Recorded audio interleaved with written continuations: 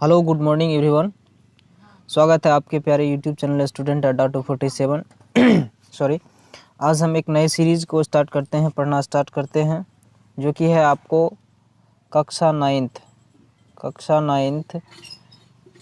Ninth में जो science chapter दिए हुए हैं, साइंस बुक्स हैं एनसीईआरटी का।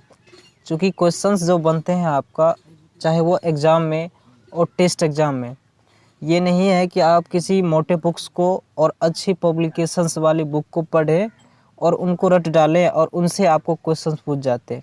लेकिन ये नहीं होता है। क्वेश्चंस जो बनते हैं आपको वो एनसीईआरटी से दिए जाते हैं और एनसीईआरटी से ही आपको क्वेश्चंस टेस्ट एग्ज़ाम में और जो भी सर्टिफाइड कॉम्पिटिटिव लेवल की, जैसे फॉर एग्जांपल एसएससी है, यूपीएससी है, उनमें भी आपको एनसीईआरटी ही मेन फोकस किया जाता है कि एनसीईआरटी पढ़ें आपको, और एनसीईआरटी से क्वेश्चंस भी आपको बनते हैं। तो आज हम साइंस के जो बुक्स हैं कक्षा 9th के, उनमें हम चैप्टर नंबर फर्स्ट पढ़ेंगे, जो कि रहेगा हमारा अध्याय 1, जिनमें 3 पार्ट होते हैं, फिजिक्स, केमिस्ट्री और बायो। साइंस के 3 पार्ट होते हैं, फिजिक्स, केमिस्ट्री और बायो। इन 3 पार्टों में हम सबसे पहले फर्स्ट टाइम लेंगे हम केमिस्ट्री में जो भी चैप्टर होंगे उनको हम डे बाय डे सारी चैप्टर को पढ़ेंगे और उनका जहाँ भी जो भी उनसे परिभाषाएं, कंसेप्ट, जो प्रश्न बनेंगे उनको हम सिंपली एक दिन में एक चैप्टर को लेकर के कवर करेंगे। चाहे हो मैराथन क्लास, जिस भी प्रकार की क्लासेज हो, उनको लेकर के हम फर्स्ट डे एक चैप्टर को ख़त्म करेंगे, फिर नेक्स्ट डे हम दूसरा चैप्टर लेंगे। पहले हम इस प्रकार से हमें केमिस्ट्री ख़त्म करेंगे, फिर जाके आपको फिजिक्स एंड बायोलॉजी को हम ख़त्म करेंगे। तो सबसे पहले हम केमिस्ट्री से स्टार्ट करते हैं। चैप्टर नंबर पहला है आपको अध्याय 1, जो कि है आपको हमारे आसपास के पदार्थ। यहाँ हम पढ़ रहे हैं साइंस। आप लोग जानते हैं कि साइंस कितना महत्वपूर्ण सब्जेक्ट है। यदि आप रेलवे के एग्ज़ाम देते हैं तो टोटली आपको सिंपली एक छोटा सा मैं एग्ज़ाम का उदाहरण लेता हूँ एग्जाम्पल के लिए। ग्रुप डी में आपको साइंस से 25 नंबर, 25 to 30 यानी 25 से 30 प्रश्न आपको directly class 9th and 10th के क्वेश्चंस पूछे जाते हैं, जिनमें आपको, यदि आप क्लास 9th और 10th 11 12th को तो आपको थोड़ा हाई लेवल हो जाता है। 9th 10th यदि आप अच्छी तरीके से पढ़े हुए होते हैं तो उनके आपको एक भी प्रश्न नहीं छूटेंगे। तो इसलिए हम एनसीईआरटी को मेन फोकस करते हैं कि एनसीईआरटी को आप लोग अच्छी तरीके से समझें और उनसे जो क्वेश्चंस बनते हैं उनको प्रैक्टिसेस करें। यूपीएससी जो हमारे देश में सबसे बहुत ही प्रतिष्ठित एग्ज़ाम माने जाते हैं, UPSC union public service commission, अभी हाल ही में उनका रिजल्ट आया है। उनमें भी आपको एनसीईआरटी क्लास 6 to 12th यानी 5वीं से 12वीं, 6ठी से 12वीं तक की सारी एनसीईआरटी जो भी सोशल साइंस है उनसे क्वेश्चंस पूछे जाते हैं। उनसे उनका मेन प्राइम फोकस जो रहता है वो एनसीईआरटी ही रहता है।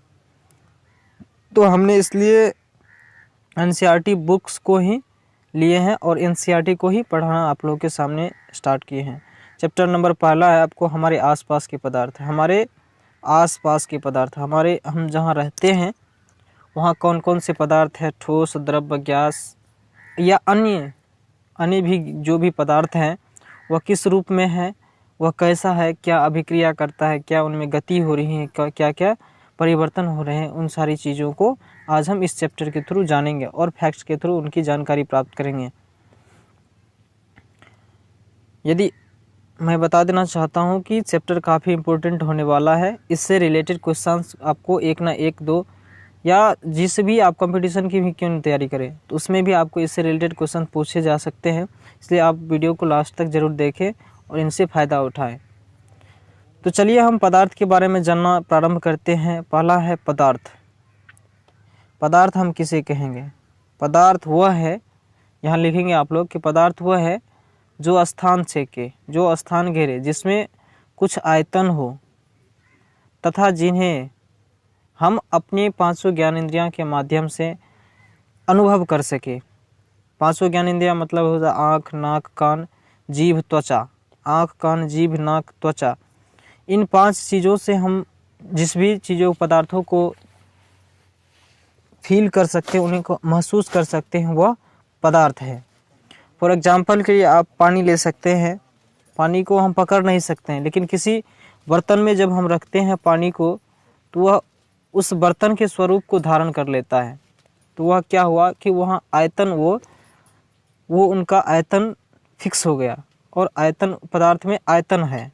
इससे हम निष्कर्ष निकलता है कि पदार्थ में आयतन है, वह स्थान घेरता है। तो आज हम इसी के बारे में इन सारी चीज़ों को कंसेप्चुअली क्लियर करने वाले हैं। अब देखते हैं चैप्टर में क्या है कि अपने चारों ओर नज़र दौड़ाने पर हमें विभिन्न प्रकार की वस्तुएं नज़र आती हैं। जब हम अपने चारों ओर आसपास, चारों ओर आवर सराउंडिंग, हम अपने चारों ओर देखते हैं, नज़र दौड़ाते हैं, तो हमें विभिन्न प्रकार की वस्तुएं नज़र आती हैं। विभिन्न प्रकार की वस्तुएं मतलब ये हुआ कि ठोस, द्रव, गैस, पानी, लोहा, स्टील, बर्तन, लकड़ी, ये सारी चीज़ें हमें नज़र आती हैं, जिनका क्या है, आकृति और बनावट दोनों ही अलग होती है। जब हम अपने चारों ओर वस्तुओं को देखते हैं, नज़र दौड़ाते हैं, तो हमें विभिन्न प्रकार की वस्तुएं नज़र आती है। फॉर एग्जांपल के लिए ठोस, द्रव, गैस, लोहा, लक्कर, इस प्रकार की सारी चीज़ें नज़र आती हैं, जिनका अपना बनावट होता है और उसका स्ट्रक्चर भी अलग होता है। पदार्थ जो बना हुआ होता है, चाहे वो ठोस, द्रव और गैस किसी भी रूप में क्यों ना हो, उनका अपना आकार होता है और वो एक विशेष रचनाकार माध्यम रचना के द्वारा बना हुआ रहता है। वैज्ञानिकों ने पदार्थ का नाम जिसे वैज्ञानिकों ने पदार्थ कहा है, जिसे वैज्ञानिकों ने क्या कहा है, जिसे वैज्ञानिकों ने पदार्थ के नाम दिया है। अब इसमें पदार्थ तो हम बता दिया आपको। नेक्स्ट है आपको वस्तुएं। वस्तुएं मतलब ये हो गया कि फॉर एग्जांपल के लिए आप साइकिल ले लीजिए। साइकिल है, साइकिल स्टील का या लोहा का बना हुआ है। स्टील का बना हुआ है तो ओनली हम स्टील पे चढ़ के कहीं जा नहीं सकते ना। उसके तर्ज पे साइकिल जो बनाया गया है उसको एक विशेष स्वरूप में तैयार किया गया है कि उसमें चक्के लगाए गए हैं, उसमें फ्रीव्हील है, पैडल है, इन सारी चीज़ों को अरेंज करके वस्तु तैयार किए गए हैं, जिनसे हम एक स्थान से दूसरे स्थान तक जाने में हमें सहायता मिलती है, और हम एक जगह से दूसरे जगह जाने में हमें वह मदद करता है, सहायता प्रदान करता है। तो वस्तु हम सिंपली कह सकते हैं कि वस्तु वह है जिसका निर्माण पदार्थों से होता है। वस्तु वह है जो पदार्थों से निर्माण किया जाता है और हमारी जो आवश्यकताओं को पूरा करता है। साइकिल है, साइकिल से ढेर सारी आवश्यकताएं पूरी होती है। फॉर एग्जांपल कि हम कहीं साइकिल से जाते हैं और साइकिल से कोई सामान लाते हैं, कैरी करने में, एक जगह से दूसरी जगह तक जाने आने में, इस प्रकार की बातें हैं।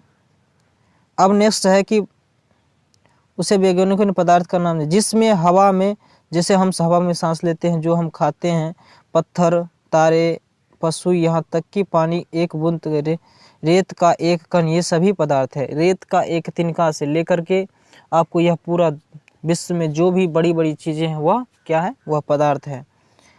अब नेक्स्ट है कि ये सभी पदार्थ हैं। प्राचीन काल से ही मनुष्य अपने आसपास को समझने का प्रयास कर रहा है। मनुष्य बहुत पहले से, वैज्ञानिक अभी नहीं, हमारे बहुत पहले से वैज्ञानिक जो है वह मेहनत करते आ रहे हैं, वह कोशिश करते आ रहे हैं कि हमारे आसपास के जो चीज़ें हैं उनको हम समझें और उनमें क्या परिवर्तन हो रहे हैं, क्या क्या चीज़ें हैं। जो जैसे सुबह हो रहा तो सुबह क्यों हो रही है, शाम क्यों हो रहा है, इस प्रकार की चीज़ें हम मानव के वैज्ञानिकों ने बहुत पहले से मेहनत कर रहे हैं, लेकिन इनके बारे में सही जानकारी नहीं प्राप्त होती हमें, तब जाके हम उनके बारे में गलत धारणाएं प्रस्तुत करते हैं, गलत धारणाएं निकालते हैं। लेकिन अभी क्या है कि इतने दिनों के वैज्ञानिकों के मेहनत के बाद इनका सही पता चल चुका है कि सुबह क्यों होता है, शाम क्यों होती है। इन सारी चीज़ों को समझने का प्रयास कर रहे हैं। अब नेक्स्ट है कि प्राचीन भारतीय दार्शनिकों ने पदार्थ को 5 तत्व में वर्गीकृत किया है, जिसे क्या कहते हैं, हम पंच तत्व कहते हैं। जो हमारे प्राचीन वैज्ञानिक थे, एनिशिएंट काल में वैज्ञानिक थे, उन्होंने पदार्थ को 5 तत्वों से मिलकर बने होने का प्रमाण प्रस्तुत करते हैं कि पदार्थ जो है वह हमारे 5 चीज़ों से मिलकर बना हुआ होता है। पहला है पंचतत्व वायु, पृथ्वी, अग्नि, जल और आकाश। पहला है वायु, दूसरा है पृथ्वी, तीसरा है अग्नि, चौथा है जल और पांचवा है आकाश। इसके अनुसार इन्हीं 5 तत्वों से मिलकर के हमारा यह पदार्थ निर्मित होता है, यह चीज़ें बनती है, चाहे वो सजीव हो, चाहे वो सजीव हो या निर्जीव हो।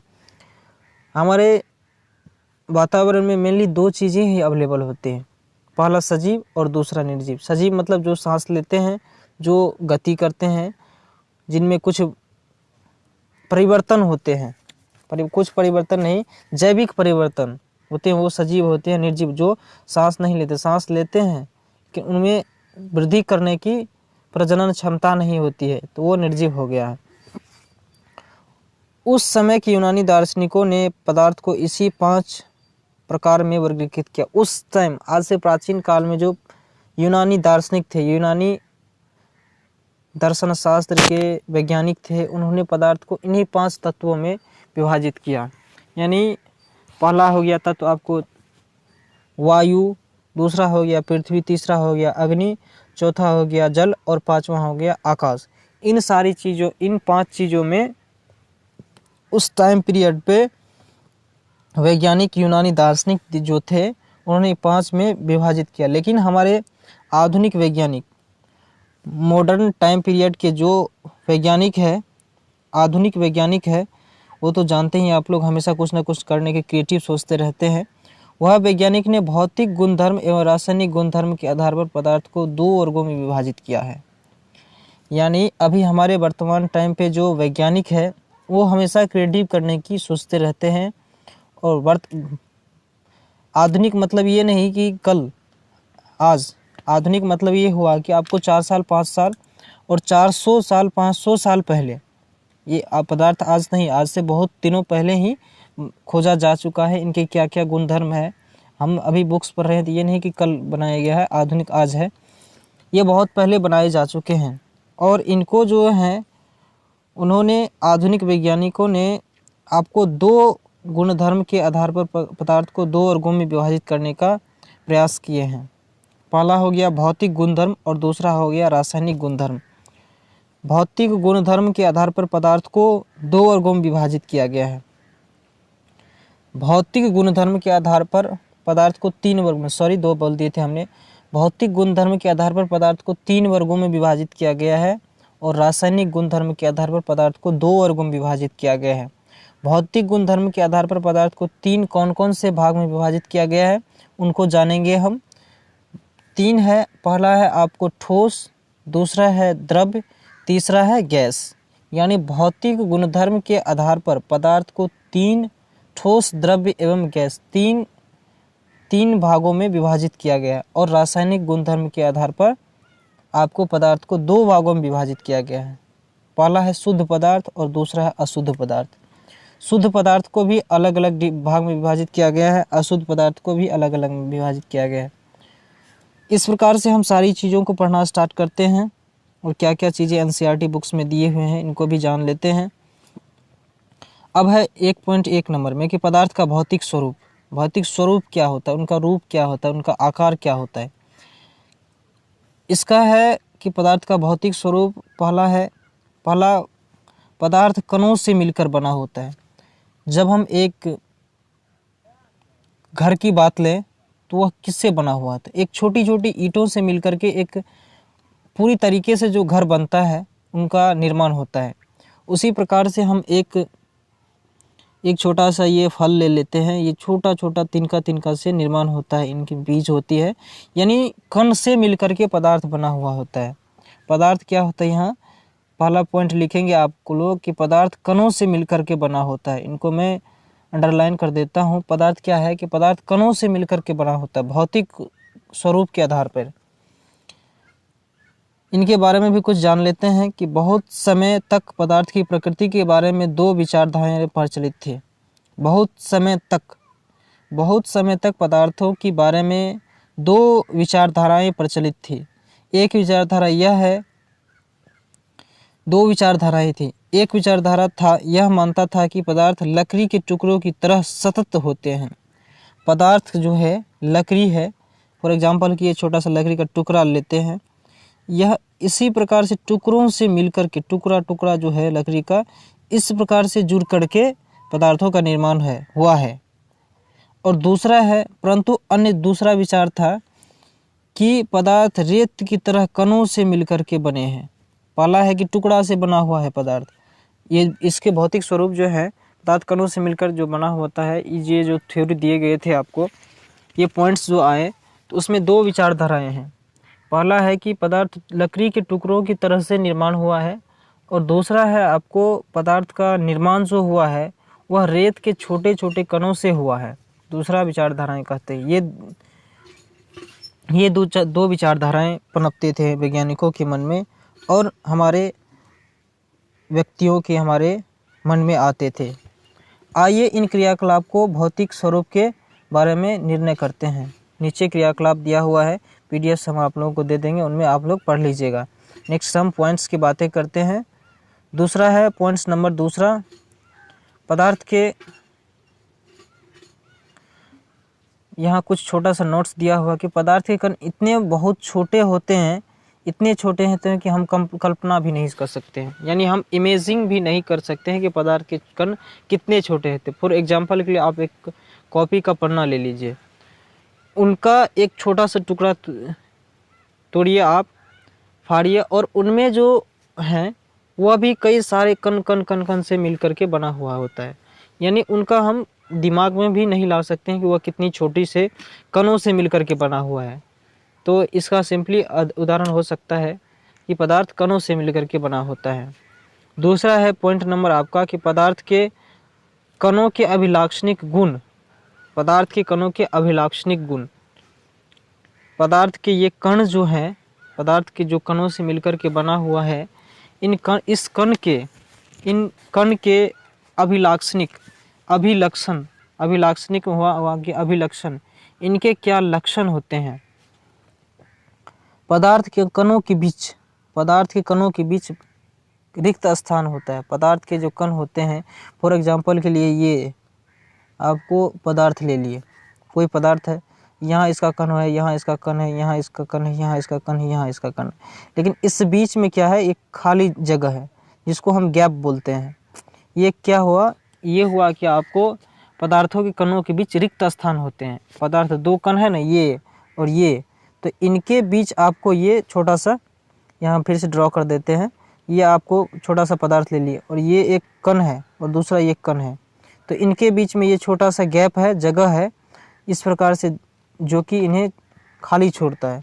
तो इनका मतलब हुआ कि पदार्थों के कणों के बीच में रिक्त स्थान होता है, ब्लैंक स्पेस होती है, खाली जगह होती है।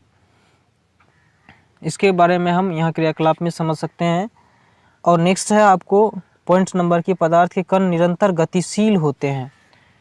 निरंतर गतिशील मतलब ये हुआ कि पदार्थ के, फॉर एग्जांपल के लिए आपको हम समझा रहे हैं, यहाँ एक बीकर ले लेते हैं जिसको हम जग भी बोल सकते हैं, जग बोल लिए, और एक बाल्टी ले लेते हैं, एक हम बाल्टी ले लिए, अच्छा बाल्टी नहीं बना, फिर से बना देते हैं। एक आपको जग ले लिए, जो कि आपको ये जग है, और दूसरा हम एक बाल्टी लेते हैं। इसमें जब हम पानी डालते हैं तो पानी क्या हुआ कि जब हम जग में डालते हैं पानी तो जग के स्वरूप का हो जाता है, और जब हम बाल्टी में डालते हैं तो बाल्टी के स्वरूप का हो जाता है। इसका मतलब ये हुआ कि पदार्थ के कण जो हैं, जो जल के कण जो हैं, वह निरंतर गतिशील है, यानी वो एक अपने अंदर में काम कर रहे हैं कि खुद में हमेशा परिवर्तन करने की वो कण सोचते रहते हैं। इसका ये हुआ कि पदार्थ के कण निरंतर गतिशील रहते हैं। ये पॉइंट नंबर तीसरा हो गया। अब नेक्स्ट है आपका, पदार्थ के कण एक दूसरे को आकर्षित करते हैं। पदार्थ के कण एक दूसरे को आकर्षित करते हैं। मान के चलिए यहाँ कोई आपको एक सिंपली एक लकड़ी ले लेते हैं, तो ये क्या हुआ, यहाँ लकड़ी भी इसका छोटा छोटा कण होता है, जो कि वह अपने आप में जुड़ कर के एक दूसरे को बंधे होते हैं, एक दूसरे से जुड़े हुए होते हैं, यानी एक दूसरे को सभी खींचे हुए रहते हैं, यानी आकर्षित किए हुए रहते हैं। इसका ये मतलब हुआ कि पदार्थ के कण एक दूसरे को आकर्षित करते हैं। एक कण जो है यहाँ, एक कण जो यहाँ, कण यहाँ, एक कण यहाँ, ये सभी कण एक दूसरे को आपस में मिलते हैं, तब जाके यह कंप्लीट पदार्थ का निर्माण होता है। यानी पदार्थ के कण एक दूसरे को आकर्षित करते हैं। नेक्स्ट है आपको यहाँ क्रियाकलाप प्रश्न दिए हुए थे। ये फालतू की चीज़ें होती है किताब में ज़्यादा, जिनको हम PDFs दे देंगे, आप उनमें पढ़ सकते हैं। नेक्स्ट है पदार्थ की अवस्थाएं। पदार्थ की अवस्थाएं क्या होता है, उनका स्टेट क्या होता है, उनके बारे में हम यहाँ जानना प्रारंभ करते हैं। पदार्थ, अपने आसपास के पदार्थों को ध्यान से देखिए, गौर कीजिए अपने आसपास के पदार्थ को, ध्यान से देखिए कि वह कितने प्रकार के हैं। हम पाते हैं कि पदार्थ 3 प्रकार के रूप में है। पदार्थ को जब हम देखते हैं तो वह मेनली 3 रूपों में दिखाई देते हैं। यहाँ पदार्थ की अवस्थाएं जान रहे थे कि पदार्थ अपने आसपास को ध्यान से देखते हैं तो वह 3 प्रकार के रूपों में पाए जाते हैं। पदार्थ को जब हम देखते हैं तो वह 3 मुख्य रूपों में हमें दिखाई देते हैं। पहला हो गया ठोस, और दूसरा हो गया द्रव्य, और तीसरा हो गया गैस। यानी हम 3 रूपों में ही हम पदार्थ को मेनली देखते हैं। चाहे हम पानी पीते हैं तो वह है द्रव, धुआं हो गया तो वह हो गया गैस, सांस जो लेते हैं तो वह हो गया गैस, और जो हम खाते हैं खाना, रोटी चावल जो भी दाल, ये ठोस रूप में हमें प्राप्त होती है। यानी पदार्थ की 3 मुख्य अवस्थाएं होती है, भौतिक अवस्थाएं बोल सकते हैं, ठोस, द्रव और गैस। पहला हो गया ठोस अवस्था। ठोस अवस्था को हम पढ़ना स्टार्ट करते हैं। इसको क्रियाकलाप दिए हुए हैं, इनको हम PDFs दे देंगे आपको टेलीग्राम चैनल पर, टेलीग्राम ग्रुप पर, उस पर से आप लोग डाउनलोड कर लीजिएगा और उनके बारे में पढ़िएगा। यहाँ दिया हुआ है, उपयुक्त उदाहरण से हमें इसके बारे में परिभाषा लिखिए आप लोग कि ठोस अवस्थाएं। ठोस अवस्थाएं देके डैश देंगे आप लोग, वहाँ लिखिएगा पदार्थ की वह भौतिक अवस्था। मैं फिर से बोल रहा हूँ कि पदार्थ की वह भौतिक अवस्था जिसका आकार और आयतन, फिर से लिखिएगा पदार्थ की वह भौतिक अवस्था जिसका आकार व आयतन दोनों निश्चित हो। यानी एक लकड़ी का टुकड़ा हम लेते हैं, लकड़ी का टुकड़ा लेते हैं, क्या ये ऑटोमेटिक छोटा हो सकता है? नहीं हो सकता है। क्यों नहीं होगा? क्योंकि ये ठोस है। ठोस से अंदाज़ा लगा सकते हैं कि इनका आकार और आयतन, यानी ये छोटा सा टुकड़ा है, ये इतना ही स्पेस यहाँ भी, यानी स्पेस मतलब ये जगह है यहाँ ही, और इतना ही जगह यहाँ भी छेकेगा, घेरेगा, स्थान छेकेगा, और जितना इसका जगह यहाँ गैप ले रहा है, इतना ही गैप यहाँ लेगा। यानी इसका आकार और आयतन दोनों ही निश्चित होते हैं ठोस अवस्थाएं में पदार्थ की। पहला हो गया ठोस अवस्था। दूसरा है आपको द्रव्य अवस्था। द्रव्य अवस्था या द्रव भी बोल सकते हैं, इसको हम अंग्रेजी में लिक्विड कहते हैं। लिक्विड में हो गया पानी, दूध, तेल, इस प्रकार की सारी चीज़ें हो सकती हैं। ठोस में आप लोग उदाहरण लिख लीजिएगा, कुर्सी, बेंच, टेबल, मकान इत्यादि। अब हम द्रव को लिखना स्टार्ट करते हैं। द्रव दे करके आप लोग डैश देंगे। यहाँ लिखेंगे आपको आप लोग कि पदार्थ की वह भौतिक अवस्था, पदार्थ की वह भौतिक अवस्था जिसका आयतन निश्चित किंतु आकार अनिश्चित हो, उसे हम द्रव्य कहते हैं। इसका आप लोग परिभाषा लिखेंगे कि पदार्थ की वह भौतिक अवस्था जिसका आयतन निश्चित किंतु आकार अनिश्चित हो। यानी आप यदि आयतन, मतलब मेरा कहने का मोटिव हुआ कि यदि आप 1 लीटर पानी लेते हैं, यदि आप 1 लीटर पानी लेते हैं और एक छोटा सा बोतल लेते हैं, 1 लीटर का बोतल, और दूसरा आप 2 लीटर का बोतल लेते हैं, तो क्या ये 1 लीटर पानी 2 लीटर वाला बोतल को भर देगा? क्या ये 2 लीटर वाले बोतल को भर सकते हैं? आप लोग बताइए, नहीं भरेंगे। क्यों? क्योंकि इसका आयतन फिक्स है। यानी ये 1 लीटर है तो ये 1 लीटर ही होंगे, ना कि ये 2 लीटर हो सकते हैं। तो इसमें हम सिंपली कह सकते हैं कि पदार्थ की वह भौतिक अवस्था जिसका आयतन निश्चित किंतु आकार अनिश्चित हो, उसे हम द्रव्य अवस्था कहते हैं। तीसरा हो गया गैसीय अवस्था, यानी गैसेस स्टेट या गैस भी बोल सकते हैं जिसको हम, गैसीय अवस्था। तीसरा हो गया गैसीय अवस्था। इसका आकार एवं आयतन दोनों ही अनिश्चित होते हैं। इसका आकार एवं आयतन दोनों अनिश्चित होते हैं। आकार मान लीजिए कोई हवा चल रही है, कोई हवा चल रही है, जैसे धुआं निकल रहा है, क्या धुआं गोल हो सकता है? धुआं को हम एक बक्से में रख सकते हैं? नहीं। तो उसको हम कैसे, इसका ना तो कोई आकार है और ना ही इसका स्वरूप है। ये इनकी दोनों ही स्टेज अनिश्चित है, यानी ये इनका आकार भी अनिश्चित है और इनके आयतन भी दोनों ही अनिश्चित है। पदार्थ के ये तृतीय अवस्था हो गए जिनको हम जाने। ये सारी चीज़ें पीडीएफ्स में दिए हुए हैं, इनको मैं आप लोग को टेलीग्राम ग्रुप चैनल पे डाल दूंगा, उस पे जाके आप लोग पढ़ लीजिएगा। यहाँ 1.4 में क्या पदार्थ अपनी अवस्था को बदल सकता है? क्या पदार्थ अपनी अवस्था को बदल सकता है? इसके बारे में तापमान परिवर्तन का प्रभाव। तापमान परिवर्तन का प्रभाव, यहाँ एक पॉइंट लिखेंगे, किसी ठोस का गलनांक उसके कणों के बीच के एक आकर्षण बल के समर्थन को दर्शाता है। किसी ठोस का गलनांक वह है पदार्थ का वह स्टेज जिस पे पदार्थ गलना स्टार्ट कर देते हैं, पिघलना स्टार्ट करते हैं। उनके आकर्षण बल, पदार्थों के कणों के बीच जो आकर्षण बल होते हैं उनके सामर्थ्य को दर्शाता है कि पदार्थ ठोस है या द्रव्य है। यदि ठोस है तो उनका गलनांक अधिक होगा। और फॉर एग्जांपल कि यहाँ लिखेंगे जो कि बहुत ही इम्पोर्टेंट चीज़ें हैं कि बर्फ़ का गलनांक 273.15 केल्विन के मतलब केल्विन होता है। गलने की प्रक्रिया ठोस अवस्था में परिवर्तन को संगलन कहते हैं। यहाँ एक नोट्स भी है आपको, छोटा सा दिया हुआ है केल्विन, और इनसे रिलेटेड क्वेश्चंस भी पूछते हैं आपको, इस पे ध्यान दीजिएगा कि तापमान को अंतर्राष्ट्रीय मात्रक केल्विन, तापमान का एसआई मात्रक, टेम्परेचर जो है इसका अंतर्राष्ट्रीय मात्रक क्या है? तापमान का एसआई मात्रक आपको केल्विन है। तापमान का एसआई मात्रक क्या है?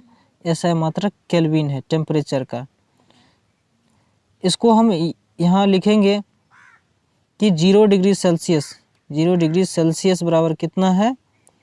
273.15 केल्विन। 0 डिग्री सेल्सियस बराबर 273.15 केल्विन होता है।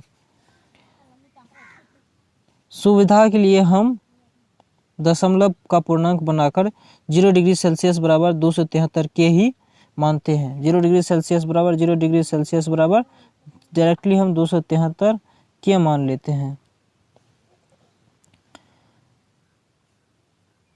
तापमान की माप सेल्सियस में बदलने के लिए तीव्र तापमान को घटा बढ़ाकर लिख दिया जाता है या जोड़ा जाता है। ये तो आपको क्रियाकलाप की बातें हो जाती है। अब यहाँ पढ़िएगा उष्मीय ऊर्जा। किसी ठोस के गलने की प्रक्रिया में तापमान समान रहता है। जब हम किसी ठोस को पिघलाते हैं, जब पिघलाते हैं तो उस प्रक्रिया में तापमान क्या रहता है? समान रहता है, टेम्परेचर फिक्स रहता है। ऐसे में ही उष्मीय ऊर्जा, जिसे ही हम क्या कहते हैं? उष्मीय ऊर्जा कहते हैं। नेक्स्ट है आपको यहाँ देखते हैं आपको क्या चीज़ें दी हुई हैं। यहाँ तो कुछ है नहीं, यहाँ है आपको कुछ, जैसे हम ठोस से हम पदार्थ को उष्मा देकर के किस अवस्था में? द्रव अवस्था में ले जाएंगे, और द्रव अवस्था को उष्मा देकर के गैसीय अवस्था में, गैसीय अवस्था को ठंडा करके ठोस अवस्था में, और ठोस अवस्था द्रव अवस्था को ठोस अवस्था में। फॉर एग्जांपल के लिए आपको एक बर्फ का टुकड़ा ले लेते हैं। उसमें जब हम ऊष्मा देते हैं तो वह द्रव अवस्था में परिवर्तित हो जाता है, और वह द्रव में भी जब हम ऊष्मा डालते हैं वह क्या होता है, गैस के रूप में बन करके उड़ जाता है, जहाँ भी चला जाता है ऊर्ध्वपातित हो जाता है। और जब हम गैस को शीतल करते हैं, ठंडा करते हैं, जैसे एक सिलेंडर में दिया हुआ रहता है, सिलेंडर को हम जितना कंप्रेस करेंगे, ठंडा करेंगे, तो वह द्रव अवस्था में आएगा। और द्रव यानी पानी को जो हम उससे भी ठंडा करेंगे, उसके टेम्परेचर जितना होता है उससे भी यदि हम लो टेम्परेचर पे ले जाते हैं तो वह किस रूप में, बर्फ यानी ठोस अवस्था में परिवर्तित हो जाता है। अतः हम कह सकते हैं कि तापमान बदलकर पदार्थ की अवस्था में परिवर्तन लाया जा सकता है। जब हम तापमान को चेंज करते हैं, तापमान और ठंडक दो चीज़ें हम जब चेंज करते हैं तो पदार्थ की अवस्थाएं में परिवर्तन होती है, और वह परिवर्तन हमारे भौतिक पदार्थ की भौतिक अवस्था को इफेक्ट करता है, प्रभावित करता है। नेक्स्ट है आपका एनसीईआरटी दाब परिवर्तन का प्रभाव। दाब मतलब ये हुआ कि प्रेशर चेंजिंग इफेक्ट, दाब परिवर्तन का प्रभाव। हम जानते हैं कि घटक कणों के बीच की दूरी में अंतर होने का पदार्थ की विभिन्न अवस्थाओं में अंतर होता है। हम जानते हैं कि घटक कणों के बीच की दूरी में अंतर होने के कारण पदार्थों की विभिन्न अवस्थाओं में अंतर होता है, पदार्थों की विभिन्न अवस्थाओं में परिवर्तन होता है। किसी सिलेंडर में भरी गैस पर दाब लगाने पर, संपीड़ित करने पर क्या होगा, किसी सिलेंडर में जो गैस है उस पर दाब प्रेशर डालने पर क्या होगा, इसके कणों के बीच की दूरी कम हो जाएगी और इसको आप दाब बढ़ाने पर यह गैसीय अवस्था से द्रव अवस्था में परिवर्तित हो जाएगा। फॉर एग्जांपल के लिए सिलेंडर है, आपको सिलेंडर है लगा हुआ, इसमें पिस्टन लगा हुआ रहता है। इस पिस्टन को ज़्यादा प्रेशर डालने पर यह क्या होगा, द्रव्य अवस्था में परिवर्तित हो जाएगा, और यह तब जाके, इसलिए हमें लगता है कि गैस सिलेंडर में क्या हुआ है, पानी भरा हुआ रहता है। तो इस प्रकार से पदार्थ की अवस्थाओं को ही समझ लिए। नेक्स्ट है आपको ड्राई आइस भी कहते हैं, शुष्क बर्फ। यही कारण है कि ठोस कार्बन डाइऑक्साइड को शुष्क बर्फ, ठोस कार्बन डाइऑक्साइड को क्या कहते हैं हम, ड्राई आइस कहते हैं, शुष्क बर्फ ड्राई आइस कहते हैं। इस तरह से हम कह सकते हैं कि पदार्थ की अवस्थाएं, यानी पदार्थ की जो अवस्थाएं हैं, कह सकते हैं कि ठोस, द्रव और गैस ताप और दाब बढ़ाने के द्वारा तय की जाती है। ताप और दाब बढ़ाने के बाद इसको हम तय करते हैं। पहला आपको द्रव्य, पहला ठोस, दूसरा द्रव्य और तीसरा हो गया गैस। ठोस का द्रव अवस्था में बदलने की क्रिया क्या कहलाता है, संगलन। और द्रव्य का ठोस अवस्था में परिवर्तन जमना, फ्रीजिंग। यहाँ लिखेंगे आप लोग संगलन या गलन का परिभाषा लिखेंगे।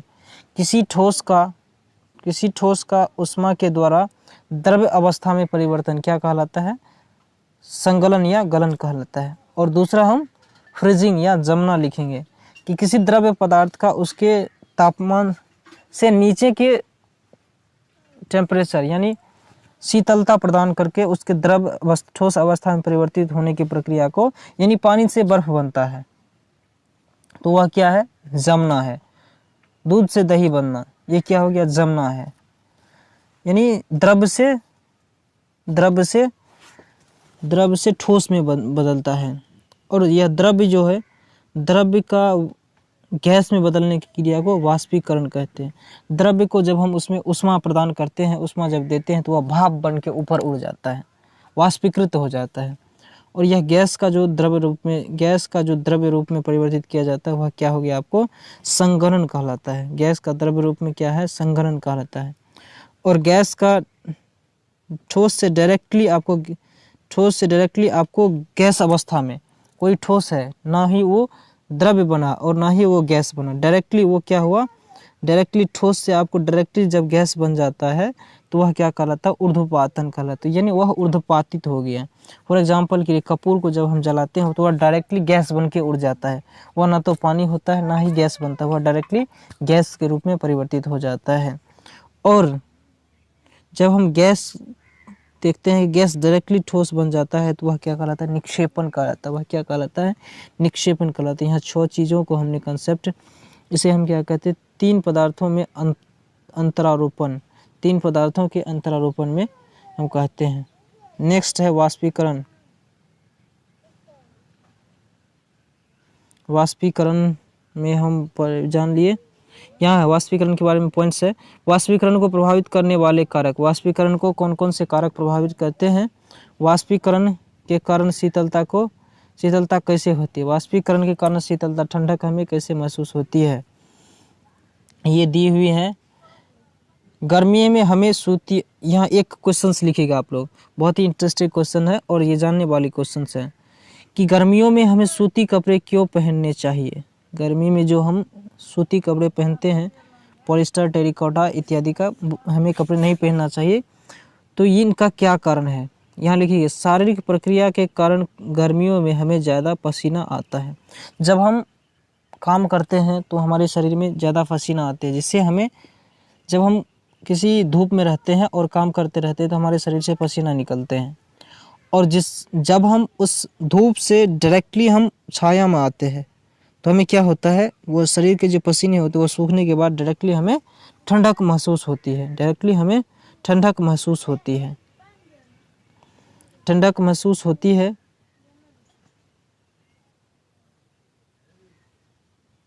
ठंडक महसूस होती है कि हम जानते हैं कि वाष्पीकरण के दौरान द्रव की कणों के शरीर या आसपास का ऊर्जा प्राप्त करके वाष्प में चले जाते हैं। इसका कारण है कि शरीर में जो पसीना है वह वाष्पीकरण के दौरान द्रव की सतह के कण हमारे शरीर या आसपास से ऊर्जा प्राप्त कर उसके वाष्प में बदल जाते हैं। यही क्या वाष्पीकरण की प्रसुप्त ऊष्मा के बराबर, वाष्पीकरण की प्रसुप्त ऊष्मा के ऊर्जा के अवशोषित हो जाती है, जिससे हमें शीतलता महसूस होती है। चूँकि सूती कपड़ों में जल का अवशोषण अधिक होता है, इसलिए हमारा पसीना अवशोषित होकर वायुमंडल में आसानी से वाष्पीकृत हो जाता है। नेक्स्ट देखिएगा कि बर्फीले जल से भरे गिलास की बाहरी सतह पर जल की बूंदें क्यों नजर आती हैं। आप देखे होंगे कि जब बर्फ़ के टुकड़ा को हम गिलास में डालते हैं तो उनके गिलास के बाहर क्या होते हैं, उनके सरफेस पर क्या होता है, बर्फ़ के पानी के बूंदे रख जाते हैं। इनका क्या कारण है, किसी बर्तन में हम बर्फीले जल रखते हैं, जल्दी ही बर्फ़ की सतह पर हमें जल की बूंदें नज़र आने लगती है। वायु में उपस्थित जलवाष्प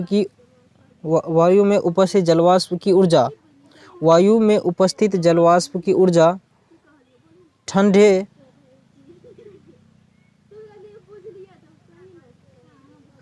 पानी के संपर्क में कम हो जाती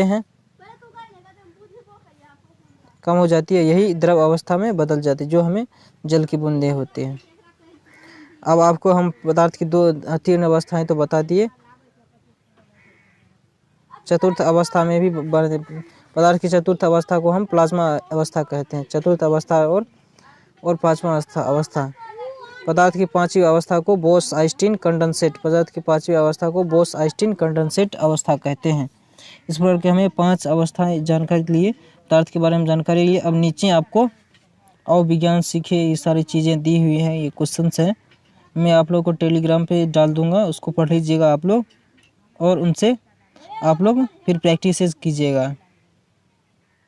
तो चलिए आज की क्लास यही ख़त्म करते हैं, मिलते कल नेक्स्ट सेशन में, तब तक के लिए bye bye, good day, have nice day.